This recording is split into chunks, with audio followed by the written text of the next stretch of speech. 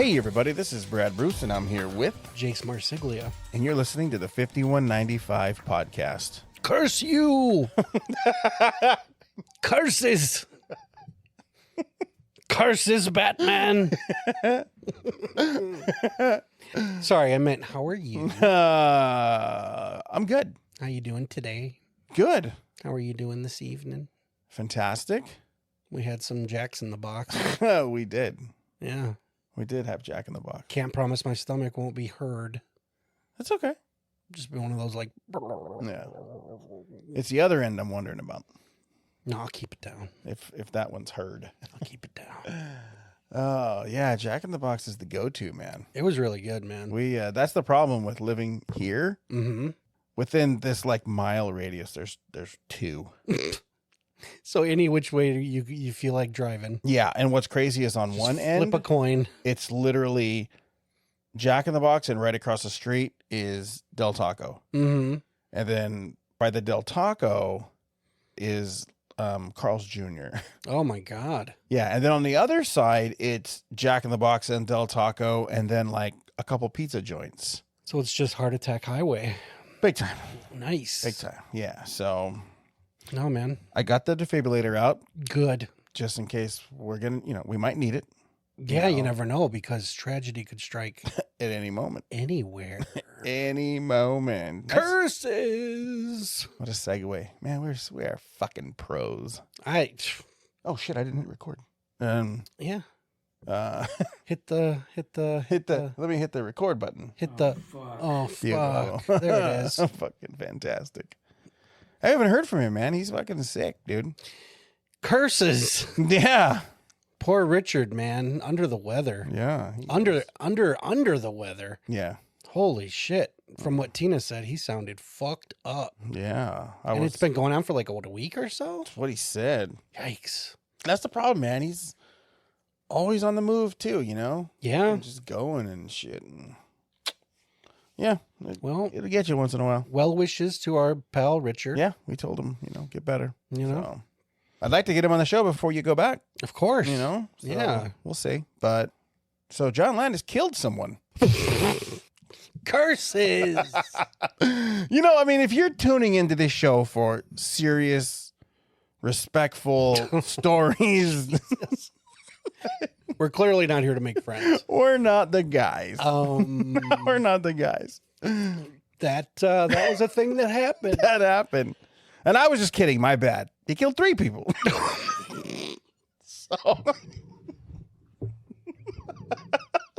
And 2 were kids. 5195podcast at gmail.com. Hate mail care of Brad Bruce. Oh, man. I'm sorry. It's how I deal with sadness. It's fucked up. Hey, I think we're probably the only ones since it's happened that have talked about it in this manner. Oh, God. Yeah. Yep. Yeah, dude, there's been some crazy shit that's happened on set. Sets they can be very dangerous. It takes a village, and sometimes the village idiots are in charge of squibs or explosions or fucking who knows what. Yeah. And you never know when some freak occurrence is going to happen and fuck shit up for the whole movie. And it's a thing. Mm-hmm. It's a big thing. I personally, do you believe in film curses? It's kind of hard not to. See, I don't. I guess I'm not superstitious. It's a hell of a coincidence. Yes. And some of them, like the Omen. Okay. Too many. Right. That's kind of where I start going, Yeah. Because, there was a documentary on the Exorcist called, I think it's just called like Fear of the Devil, or I forget the name of it, but it came out in the maybe late 90s, and it's on almost every Exorcist Laserdisc DVD Blu-ray, but I think it's called Fear of the Devil or something like that. And there's a brief segment where they're interviewing cast and crew about the fucked up shit that happened on set. And a number of deaths, unnatural deaths, occurred in and around that production. Mm-hmm. And, everything from someone getting, I think there might have been an electrocution on the set of that one, a couple miscarriages, stuff like that. And I know Jason Miller even described being given a sort of a Catholic talisman from a priest one day off set. Mm-hmm. And then he said, as he was walking to set, he's passing a funeral, and there he is. Yeah. There's the priest that he saw. But then they interview Max von Sydow, who played Father Marin, and he just goes, "We shot for a long time. Lots of things. People die." And it was just kind of like, yeah. But then he's careful to add on, "But it's good for publicity." And I'm like, this regal gentleman. Probably the most honest answer. It was, but that was the thing. And if anyone has Shudder, there was a great 2-season series, I believe, called Cursed Films. Right. And it kind of deep dived into certain movies, and it didn't play up anything. Okay. It did play devil's advocate and was like, we're going to talk to people who were there, and we're going to talk to people who sort of specialize in the chances of this or that, Right, So there was some technical shit. They really talked big about Poltergeist, because Poltergeist in and of itself was sort of marred by some pretty macabre dealings, you know, not the least of which Griffin Dunn's sister. I forget, what was her first name? Dominique? Yes, Dominique Dunn, being strangled, I believe, by her boyfriend. Yeah. And obviously everyone talks about the real skeletons used Right. in the pool. But the thing is, real skeletons are used on tons of sets. Right. That's just how they did it. Nobody talks about that, though. One of our favorite movies, of course, is Creepshow. Yes. The Creep, that's a real skeleton that Savini articulated. It was just when you needed a skeleton for a movie. I mean, shit, probably more than half of the decrepit bodies in like Raiders of the Lost Ark's Well of Souls, those are probably all real. They're just made to look, decayed. Yeah, I'm sure easier. It was probably easier back then to just get real ones instead of making them. Well, sure. And then you stop and think about the skeletons you'd see in any biology class. It's probably not a Halloween decoration. Yeah, I'm pretty sure. You know what I mean? These are just people who donated their bodies to whatever. Right. And, that's where you wound up. Who knows? Maybe one of your dead relatives was in that pool in Poltergeist. Yeah, probably. It's just the majority of them. But stuff like that, I don't attribute to a curse. But then you get Poltergeist 2 and 3, and there's the deaths of Reverend Kane, and then eventually Carol Ann. Right. Was it Michelle O'Rourke? I know it was O'Rourke, her last name. Right. Heather. O'Rourke. But, that's, again, like Max von Sydow said, it's a lot of time between movies. Well, yeah, because that's 3 movies. That's 3 movies over the course of what? We got Poltergeist in 82, Poltergeist 2 in 86, and what was the third one? 90? No, maybe 88. Yeah, I think it was like 88, I believe. So it's a long time. Big stretch. Things are going to happen, man. Things are going to happen. Yeah. So, I mean, to me, that kind of debunks that. Right. Exorcist, you can debunk, For sure. I like the idea of if you're doing a film about demonic possession and you're really going to go hard into the blasphemy the way that movie did, just fucking bless the set. Yeah. Go ahead. I don't mind. Yeah. Wave some sage. I don't give a shit. You're dealing with some heavy tones, man. You might as well just take every safety precaution you can. Yes. Obviously, that's going to look good on the tabloids. For sure. People are going to go see the movie that was blessed, possibly decried by the Vatican and all that good shit, But for me to believe that there are cursed films, I don't know. because I'm very open-minded. We've made it very well established on this show Mm-hmm. that we're both open to the possibilities of certain things. Oh, yeah, absolutely. But I just take umbrage with the fact that a tragedy on a set is supernatural. Yeah, that's a tough one for me to swallow. Yeah, I think it's just, I hate to use it such a flippant term, but user error. Yeah. Somebody fucked up and Mhm. now somebody's dead Yeah. or severely injured. Yeah, like speaking of that, there's a movie from 1956 called The Conqueror. Mm-hmm. And it's a John Wayne movie. He plays Genghis Khan. They filmed a movie basically downwind from a U.S. nuclear weapons test site. Oh my God. So out of the 220 cast and crew, there were over 90 plus of them that had developed cancer. Wow. So that's not really just a coincidence that they all got it. I believe they all got it from Just being downwind for, probably months. that proximity. Yeah. John Wayne died of stomach cancer. Susan Hayward died of brain cancer. Agnes Moorehead died of uterine cancer. And director Dick Powell died from lymphoma. Jesus. So I don't know. It's kind of hard. You know what I mean? Like, that's just bad scouting. yeah. Well, they even said that they had shipped tons of the contaminated sand back to Hollywood for reshoots. Shut the fuck So up.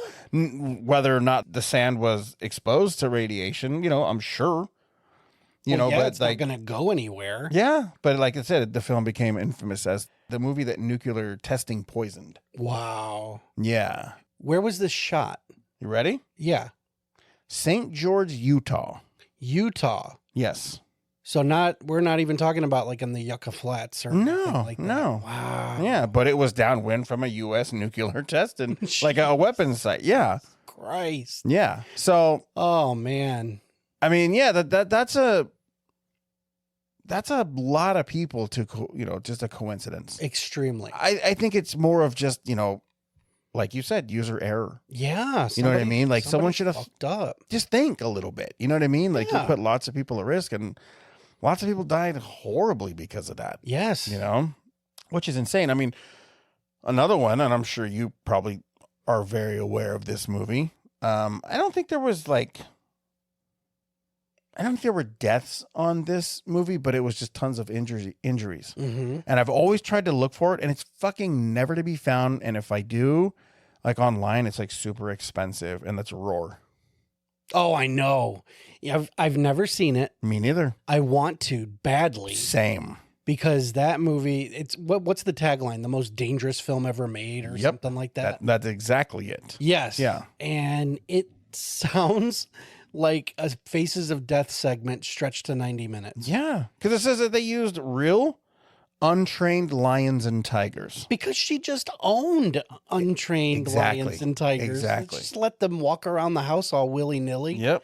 And it's like crew was getting attacked. Well, John DeBont, he was scalped He was scalped? by a lion, and he had to get over 200 stitches in his head. Fucking A. Yeah, over 70 fucking cast and crew were like injured by these fuckers. Yes. Well, I mean, there's even the infamous picture of, was it young Melanie Griffith? Yes. Getting grabbed like off of a diving board. Yeah. And I'm just like, this is absolute chaos. Mm-hmm. Absolute chaos. The film took over a decade to complete and to be Yeah. able to be released. It bankrupted that family. The Hedron Yeah. family. Yeah. Jesus. Yeah. Because it just probably turned into litigious city. Oh, you know? yeah. Fuck yeah. Fuck. Yeah.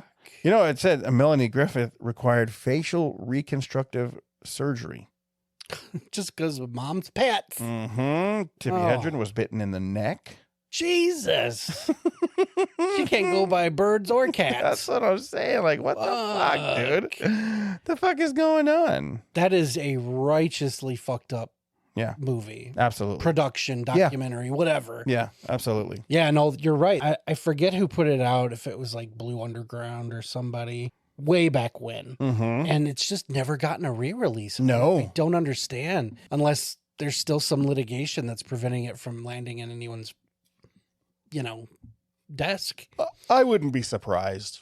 It's just so fucked up. Yeah, I want to see it so bad. Me too, man. And the sad thing is, there was a website, and this was probably 4 trips back when I was out here. Old house. Okay. And I believe I was camping out in Liana's old room. Okay. You know, because she'd split for a while. Right. And so I kind of had that room to myself for work and everything. Yeah. And I had told you about, I found a website that had nothing but free like Mondo movies. Mm-hmm. And Roar was on there. And I was like, dude, I'm here for a couple weeks. I'm just going to go through some of these movies. And I started with the ones that I knew were the hardest to find, which was like Faces of Gore. Okay. 1, 2, 3, whatever. Yeah. Because Roar, I knew it had a home video release and was like, I'll get to it. Obtainable, even if you don't get it here. Right. Yeah. And eventually that website got shut down, probably because they're showing free shit. Yeah. You know, it didn't give me viruses or anything, but it was just, I went there one day and it was just Gone. It was gone. Yeah. That would have been the closest I ever came to seeing Roar. Yeah. Because it was there. And I just, I wasted my time with a couple other nasty bits, you know. But yeah, Roar, that's had my interest for decades. And I look every time I go to a physical media store. I forget all about it. I mean, until you mentioned it just now, I completely forgot about it. Yeah, no, it's like But if I was in the front of the search list. I was gonna say, if I was thumbing through the racks and I saw it, I would definitely scoop it up. Yeah. Yeah, that's one that I just I feel like it's one you got to see to believe. Mm-hmm. Doubling back to paranormal, you knew a couple of things about the Omen, right? Mm-hmm. So you mentioned something about lightning. Right. I think I know that story, but I might have another one for you that I believe I got off of Cursed Films. Really? Yes. Yeah, I think it was just like for the Omen for me, it was just the lightning curse. Because that was it Gregory Peck's flight? Mm-hmm. The plane got struck. Yes. Actually, Gregory Peck and screenwriter David Seltzer were on separate planes that were struck by lightning during production. Separate planes. So like the odds of being struck by lightning once. Right. Much less 2 people associated with the same production. Executive producer Mace Newfield's plane was also struck by lightning. Jesus. That's what I mean. This one, more so than The Exorcist, is so fucked up. Mm-hmm. So fucked up. Well, real quick, special effects artist John Richardson survived a car crash in the Netherlands during post-production in 1976. Yes. But his assistant, Liz Moore, was decapitated in the accident. The crash reportedly occurred near a road sign that read Omen. Yep. 6.6 kilometers. Yep.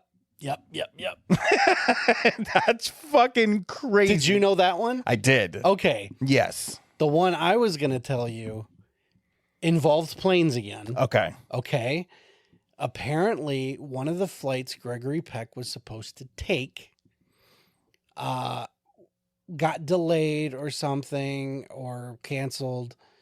He couldn't take the flight, whatever the reason. The pilot who was supposed to fly that plane had taken the day off. Okay. As that plane was, I believe, going down the runway, there was some sort of a fuck up, and the plane basically crashed without lifting off. Okay. It just kind of blew through the runway and smashed into a road, killing one car, which happened to be that pilot driving out of town on vacation with his family. What the fuck? The pilot who was supposed to be flying. Yes. Him and his family were the only ones killed in that plane crash. Wow. And he wasn't even on the plane. Holy shit. And it was supposed to be a plane that Gregory Peck was supposed to board. Wow. I'm like, fuck the Omen. Holy shit. That's crazy. One of the main producers, he and his wife, I think, while in Italy, Rome, whatever, because a good section of that movie takes place over there. They would frequent this cafe or this bar or something. Yeah. They would go over there and have lunch or whatever. And I don't know if it was a day that they were either going to the cafe or they had just left, and a suicide bomber went in and blew it up. They would have been in there. Holy shit. Like, they just missed being killed by a suicide bomber. Wow. Someone walked in with like shit strapped to them, and just... Oh my God. Can you believe? I mean, that's, to me, of all the ones that would make me think there's a curse, the Omen is almost unparalleled. Yeah, because those are fucking intense, not your run of the mill deaths. No, these are things that could have been in the movie. Right. Because the movie deals in omens and curses. And yes. I call, to my kids, I used to describe it as the Final Destination of the 70s. Yeah. Because that's what it was. It was like anyone who would usurp the rise of Satan died in a weird, peculiar, but seemingly natural accident. Yeah. You know what I mean? Yeah, And it was like, that's just what Final Destination is. Right. Without the satanic bent. Right. And the coincidences around that fucking movie are just so fucking wild, dude. That one creeps me out. It really does. Oh, genuinely. no, same. How could it fucking not? That's, yeah, like, I mean, being hit by a plane you're supposed to be piloting. Yes. That's fucking nuts, dude. And you're the only person? The plane crashes into like the highway or something, and your car's the only one as you're splitting town? How crazy is Get the that? fuck out of here. You can't make that shit up. No, you cannot. Not for a fucking second. No. Yeah, that's crazy. I mean, it's kind of hard to argue that one just being coincidence. It is, but and then you surround it with those other stories, and it's like, come on. Exactly. Abso-fucking-lutely. And what's funny is, I mean, this is just me being objective. This is just me as a film goer. Yeah. Between The Omen and The Exorcist is so much more blasphemous and vicious a film than The Omen. Even The Omen is almost more of just a kind of a semi-gruesome thriller. Right. There's nothing in the movie that makes you go, oh, Jesus Christ. Absolutely. There's just some grisly deaths here and there, but The Exorcist is the one where you're like, I sure wouldn't put that in my film. I wouldn't say that in my film. I don't know if I have the balls. You know what I mean? Yeah. And it's like that one, yeah, weird shit happened, but it almost felt more like, okay, well, it's because you guys shot for like 9 months. Yeah, for sure. You know what I mean? Absolutely. I got one for you. It's a little coincidental and it's in the same vein. Okay. And I didn't know if you wanted to touch on it for people who don't know the infamous Twilight Zone disaster. So if you want to talk about that first, we can. Okay. Because the thing that I found just now that fucking blows my mind is sort of an epilogue to that. Okay. Okay. So obviously, as my co-host so eloquently put it, this was summer of 82? July 23rd, 1982. And yeah, man, you got the floor, dude. I believe we were still in Texas when this happened. Okay. But it was still, I mean, obviously nationwide Oh, this made global news. Yeah, and this was, before you go on, would Yeah. you consider this the worst Hollywood tragedy as far as just its gruesomeness and just yes, the amount of horrendous- absolutely. And also just because of the simple reason is that like it just did not need to happen and it shouldn't have happened, It's preventable. and like, I mean, just, yeah, it was fucking horrible, I mean, and I was in the pocket of like being cognizant, Sure. and Because you weren't even quite 10. yeah, no, exactly. But it was still just like, wow, that, because I mean, again, obviously loving movies and very aware of the Twilight Zone. Yes. Yeah, it's crazy. It didn't really hit home until I moved here. Okay. And I had a friend who was like he was a crazy movie buff. Yeah. And he would buy every magazine he could get his hands on. And there was a magazine that he had, and I wish I could fucking remember what magazine it was, but there was like an in-depth article Okay. about this, and he was like fucking enamored with this shit.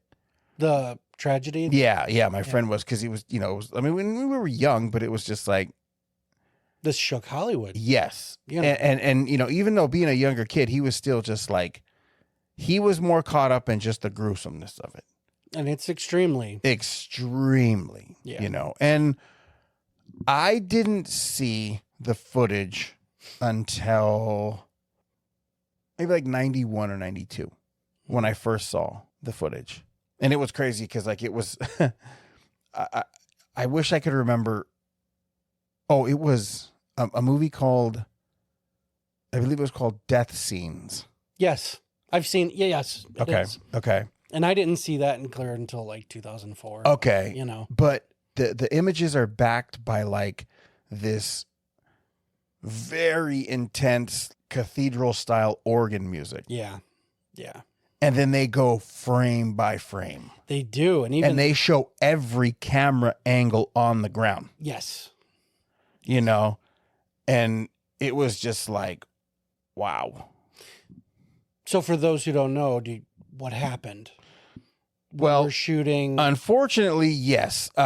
They were shooting this scene where an actor, Vic Morrow, was carrying two children, unrelated, but two children.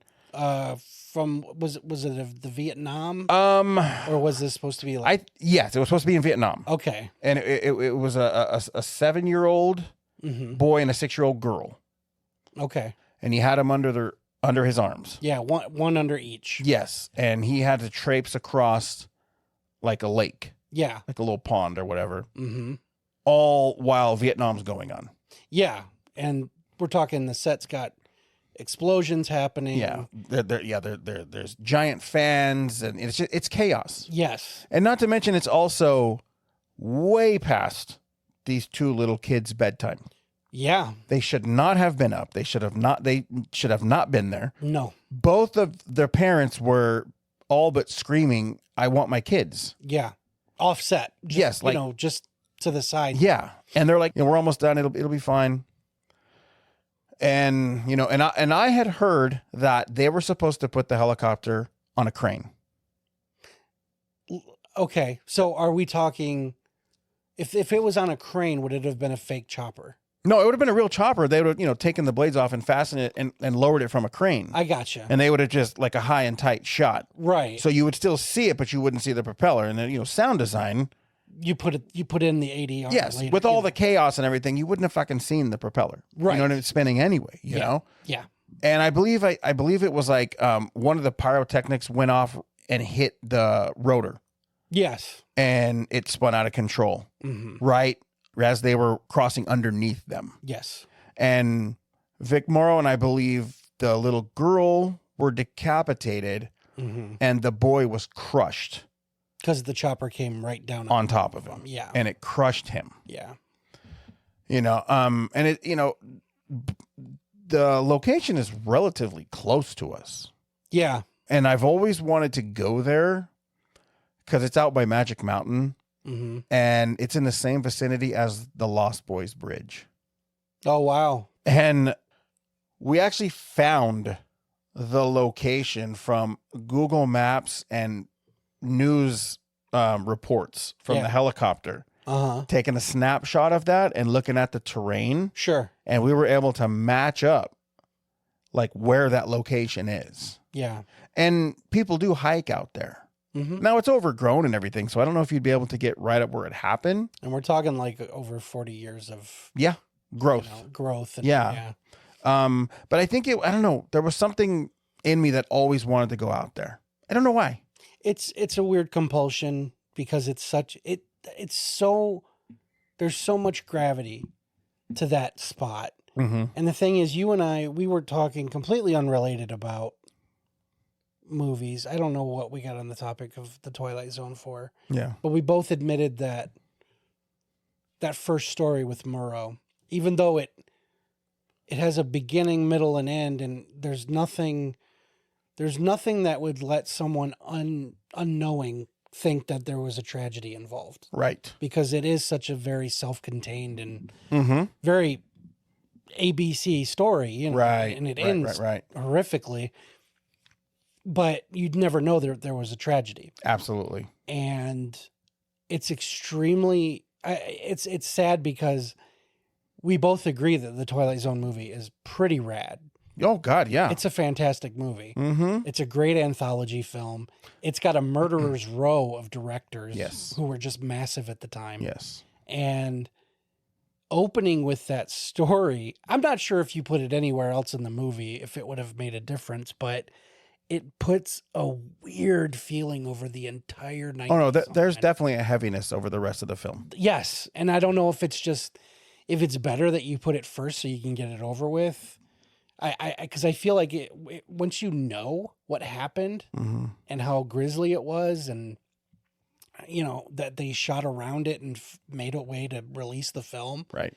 I don't know if you put it second, third, or fourth, if it would have changed how the movie felt. Mm-hmm. But I do feel like it's first for a reason. It's the Band-Aid you have to rip off to enjoy the rest of the film. Yeah. And the sad thing is, I don't dislike that story. No, neither do I. It's such a good story. Yeah. And it's so sad what happened because Vic, he's great in it. Mm-hmm. He's so good. And there's so much vitriol in what he's saying. Mm-hmm. And he's so mad. And then you see him get that EC Comics like lesson. Yeah. And the story ends with the most hopeless shot of him being just carted off to Auschwitz. Yep. And it's horrifying. Mm-hmm. It's a horrifying story, and it doesn't make any of the other ones easier. No. Even though they're far less disturbing, far less topical. Yeah. You know, I mean, that first story is very Rod Serling. Absolutely. That's Rod Serling at his Serlingest. Yeah. You know, but the other three stories are just kind of fun, scary stories, Mm-hmm. you know, without any real irony. Right. But it's sad. It's sad that movie will forever be marred by arguably one of the worst tragedies in Hollywood. Absolutely. Now, this is the part that blows my mind. Okay. You ready for this? Yes. I just found this out. 1988's Braddock, Missing in Action 3. You're familiar? Chuck Norris movie? Yeah.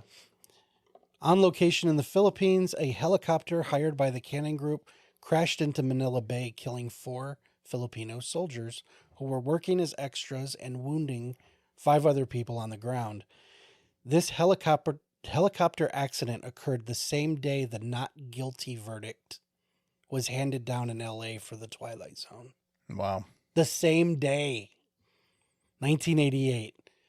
Because obviously that case was stretched 6 years. Yes. It was a long, expensive case. Right.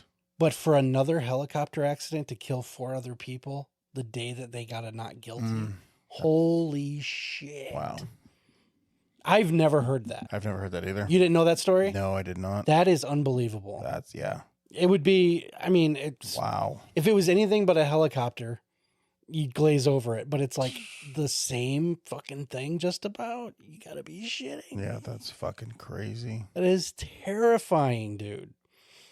But yeah, again, just the fucking coincidence. Mm-hmm. It's wild. It's so wild how this shit happens. Yeah, no, it is. It absolutely is. It's fucking scary, you know? Mm-hmm. I mean, because even you talk about a singular accident like Brandon Lee. Yeah. Which just fell onto a bad armorer. Mm-hmm. You know, same as Rust. Yeah. You know, it's and that's fairly recent. Rust was what, a couple years ago? Yeah. Tops? Yeah. And that turned into a fucking circus, man. It did.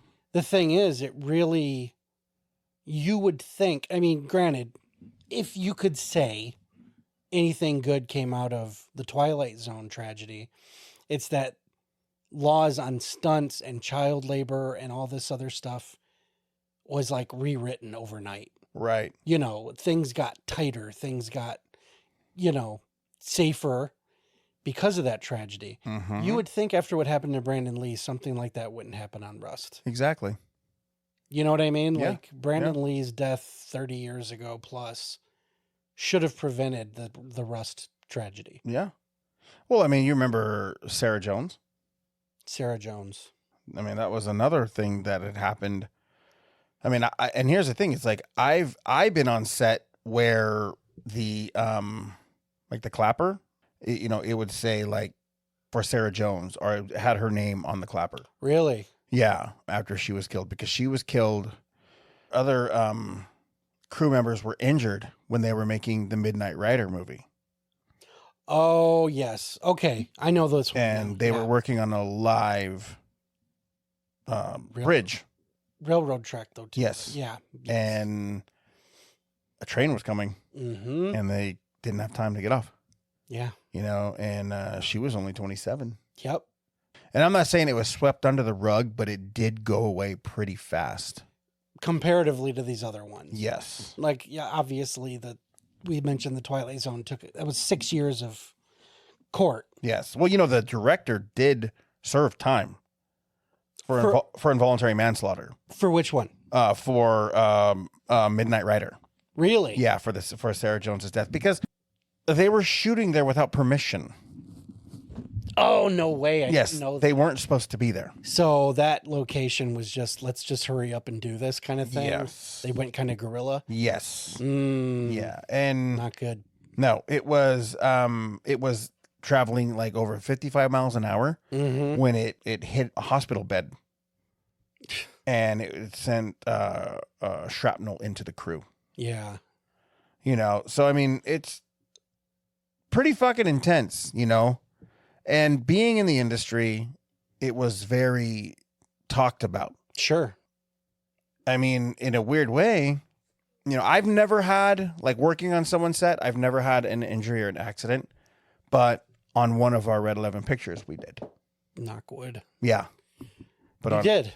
No, we did. Oh, you and I? Yes. It was just horse assing around. Yes. But it was an accident nonetheless, where an actress's ribs were broken. Yes. And she just powered through without letting anyone know. And I had no idea. Yeah. Because we definitely pride ourselves on running a safe ship. Yes. And for that to happen because of this fucking jackass.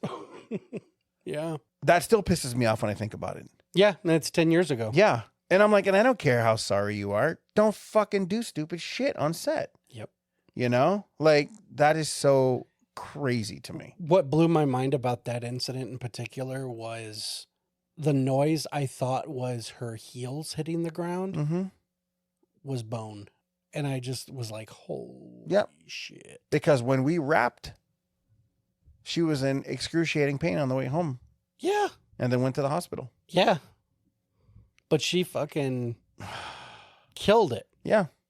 I mean, talk about a consummate professional. Absolutely, But it was just one of those things where it's like, that just goes to show you never know. So it's like, if it's not a good idea, don't do it. Right. You know what I mean? That's the thing. I mean, we're not saying accidents don't happen, but when they're 100% preventable, there's no excuse, and people are going to be held liable. Right. And there's a difference between like a piece of machinery failing, or a piece of, like, whether it be for fucking lights, or like a C-stand falling, or rigging. You know what I mean? Something falling and hitting someone. Because I mean, I had a friend on set they were putting rigging together, and they didn't do it properly, and it collapsed, and one of the actors, well known, like, had fallen and fucking shattered his ankle, and basically cost him the movie. No way. So it's like, you're right, human error. Yeah.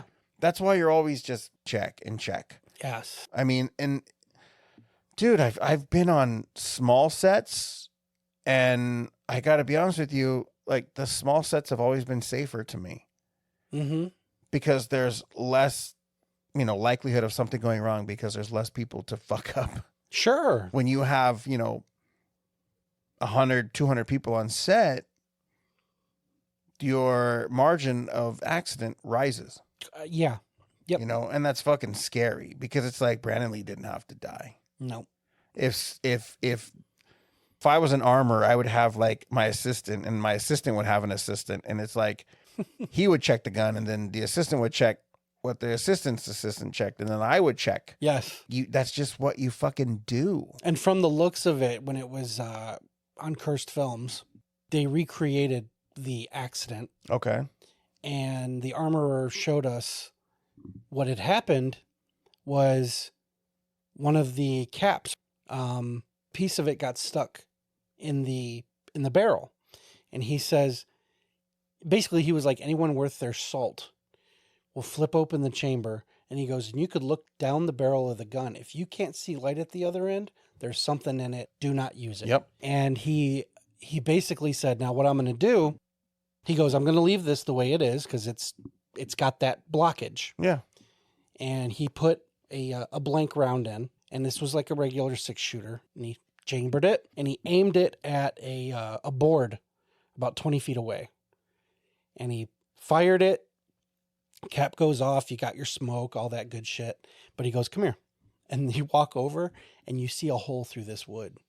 And it was the dislodging of the shrapnel, I guess, if you want to call it that. Right. He goes, if it went through that wood, he goes, it would have went right through Brandon Lee. He goes, this right here is exactly what happened. And this is exactly what you try to prevent. Because he shows the camera too. He opened it back up and he goes, you see how you can see out the barrel?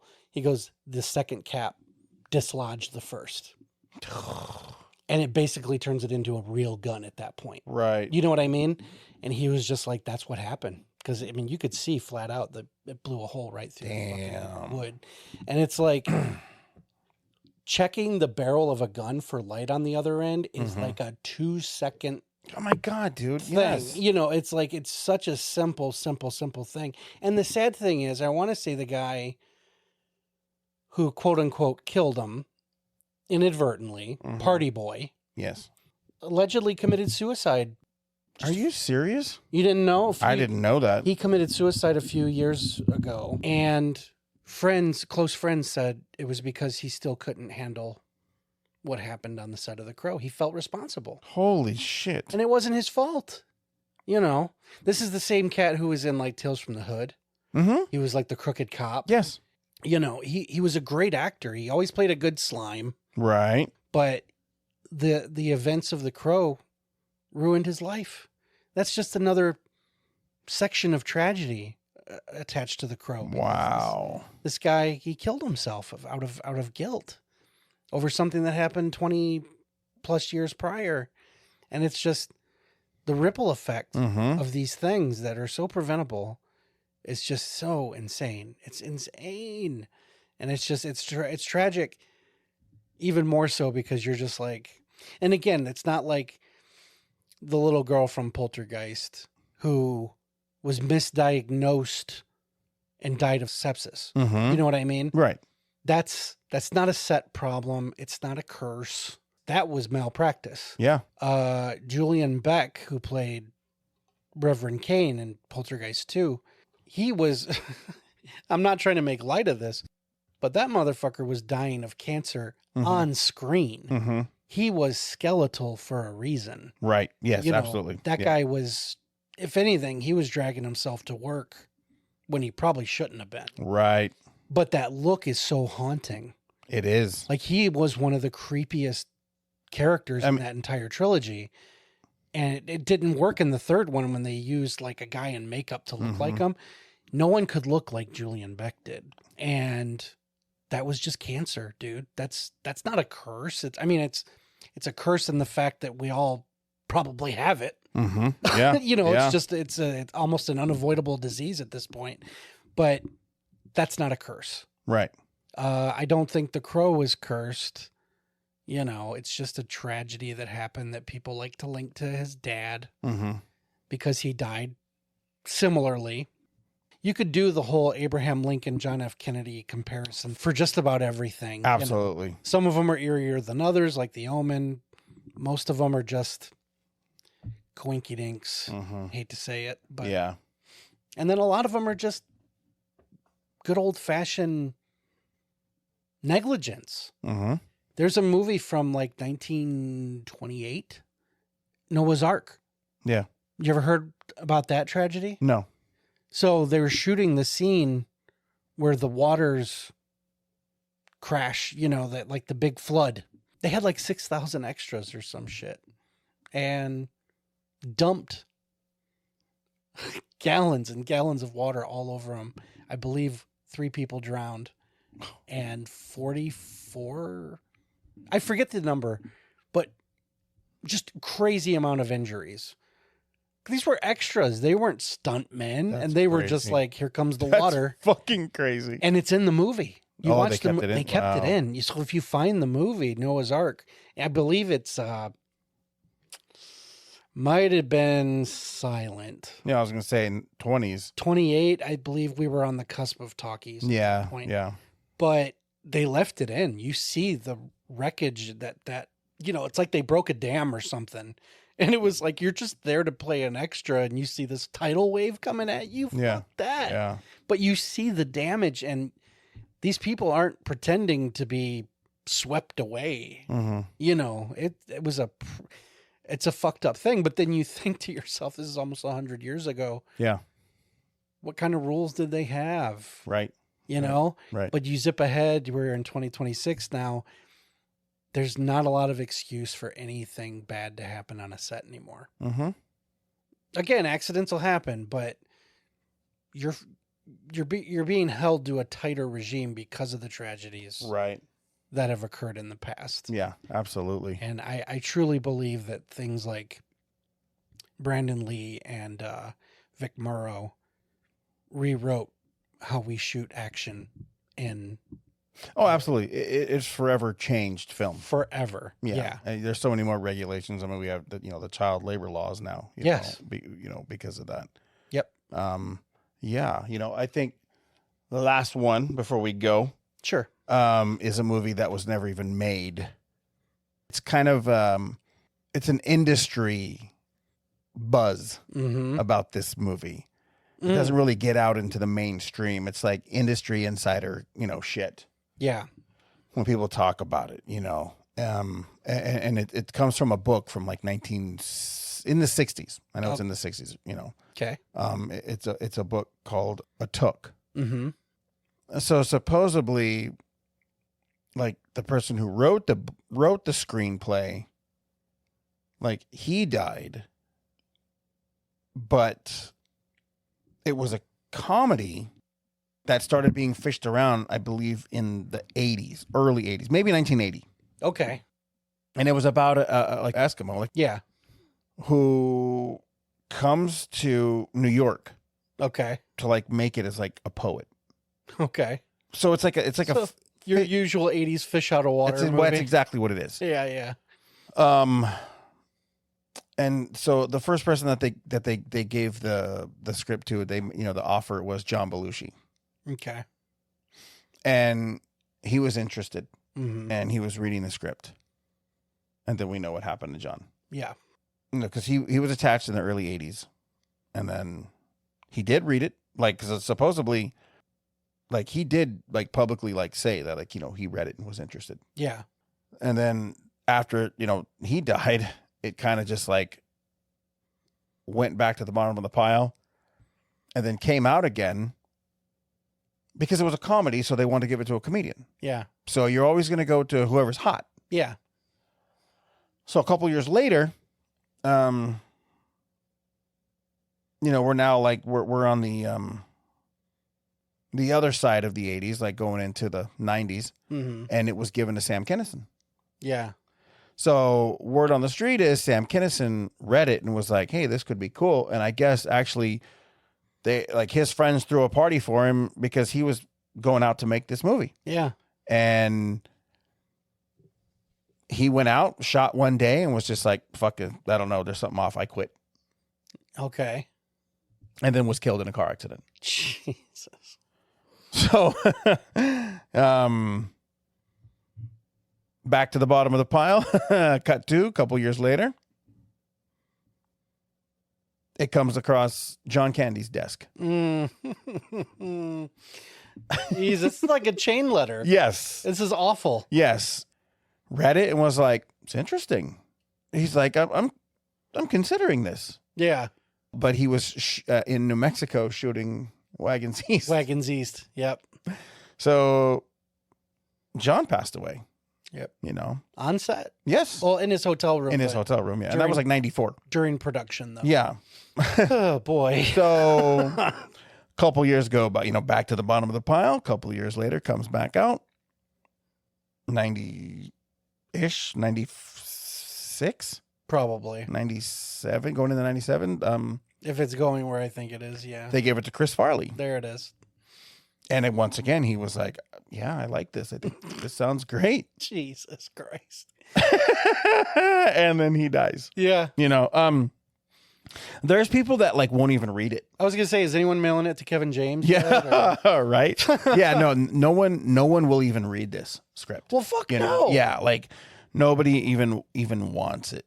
I mean, if it landed on my doorstep, I wouldn't touch it. Yes. Yeah. And it's crazy because it's like, you think about it, it's like it just it got to bigger and bigger people. Yes. I mean, curse or coincidence, I don't know, but it still makes for a fascinating story and a hell of a coincidence, I guess. I don't know. Fucking wild. Yeah. It is a pretty fucking wild story. Mm-hmm. And even like I said, like after all was said and done, I believe that's when the first screenwriter, one of the screenwriters or whatever, passed away.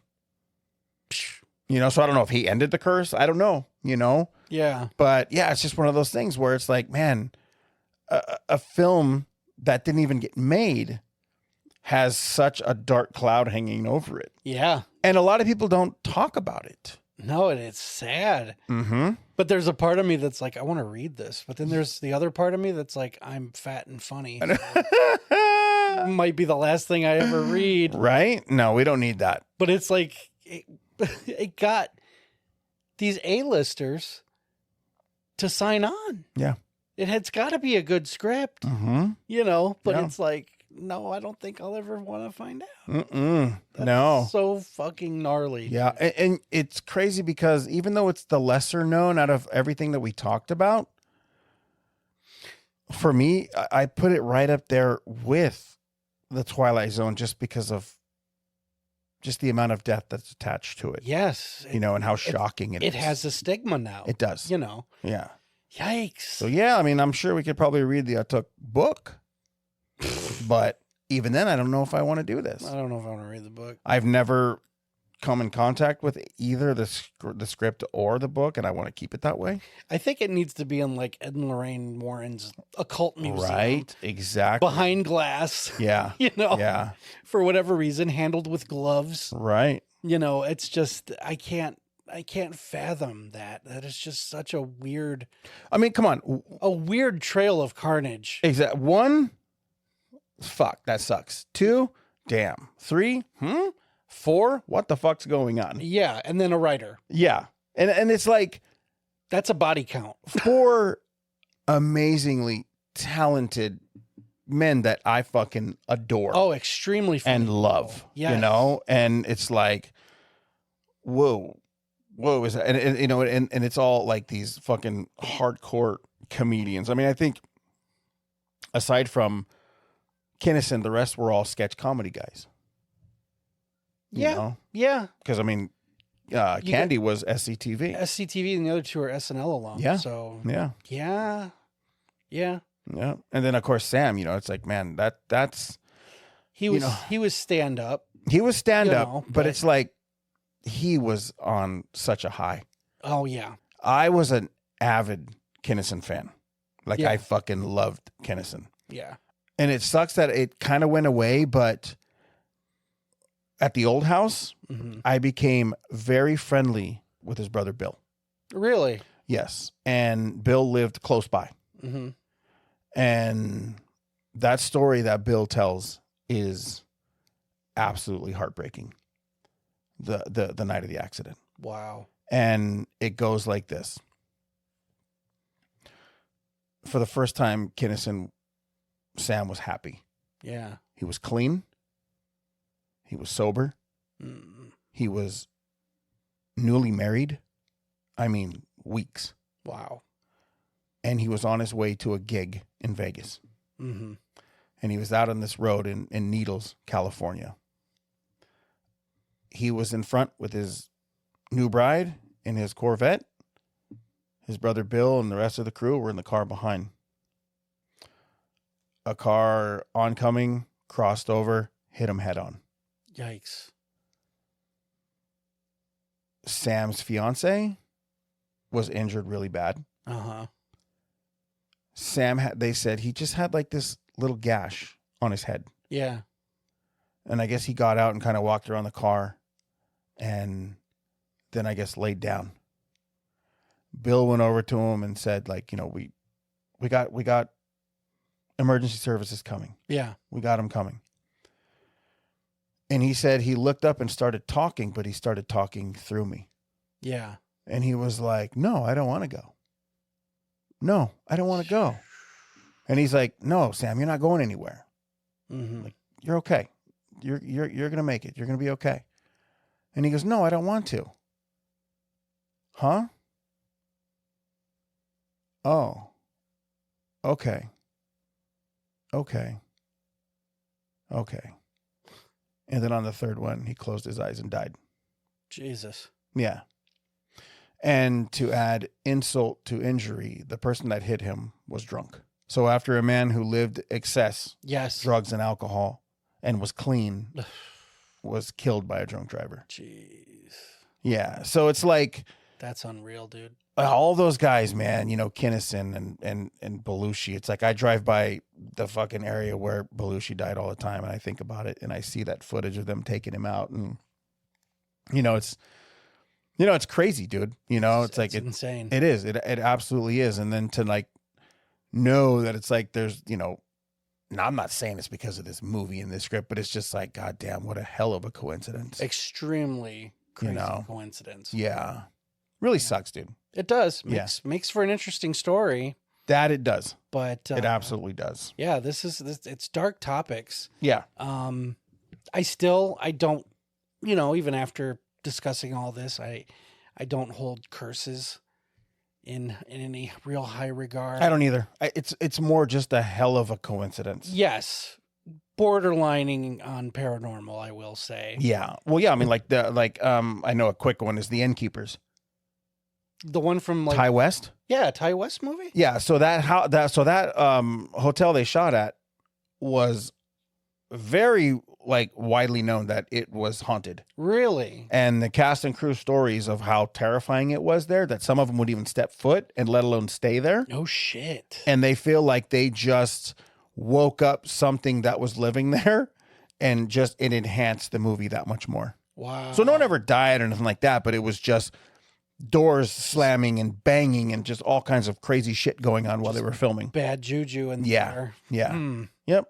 Interesting. Mm-hmm. I'm gonna have to rewatch that one. Yeah. I love Innkeepers. I remember liking it. I think I saw it when I like first hit DVD. Mm-hmm. So solid. It's been a minute. Hell yeah, that was fun, dude. Yeah, man. I am sorry for my outburst at the beginning. It's just because it's such a close reach for us. It is, and that's what sucks. It does suck. It's terrible. Yeah, but I mean, hey, I am who I am. I'm sorry. Not just that, but I mean, we've said it before too. We joke about this shit because it's so fucked up. Yeah, it's the only way we cope. Oh yeah. So yeah, this was those were some fucking stories, weren't they? Yeah, they were. It was fun. Yeah, man. It was fun. I'm excited to see where we go next. If we make it. Whatever fucking season we're in, whatever, this has been a dark season so far. It really has, dude. It really fucking has. But hey, maybe that's what it needed. Maybe. I don't know. We'll see. So yeah, on the next episode, the Manson family. So until next time. See you guys.